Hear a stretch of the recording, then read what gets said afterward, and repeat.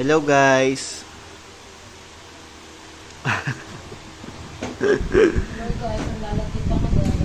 Guys, sa mga nagtitinda ng yelo dyan, may bagong technique, no? Check nyo to. Kung gusto nyo talaga ng madamihang pagbenta ng yelo. Ito, sobrang tipid nito. Check nyo Wait lang. So, yan guys. Yan yung graph namin guys. Ano to? Twin inverter, magic cooling. Anong tatak nito? Ano to? Higher. Ayan. So, ito, piece of advice lang, no? Ayan, sa mga nagninegosyo sa yelo. Ayan, no? Diba? Ang galing. Ilang piraso yan? 15 pieces. 20 ang kahapon. Ayan, 20 ang kahapon. Nakabili na agad ng 5. May bumili na agad ng 5 piraso.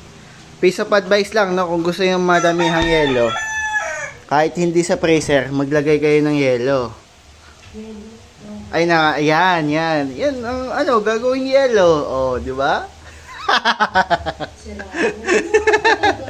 Kahit hindi freezer, lagyan niyo ng ng tubig para maging yelo.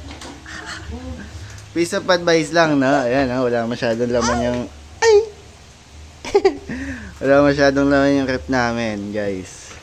Ayan. Hindi ko sure kung titigas pero try nyo lang. Hindi ko sure kung titigas dyan. Yung mga tubig ngayon na nasa plastic. Pero piece of advice, parang madami kayong magawang yelo. Yes lang.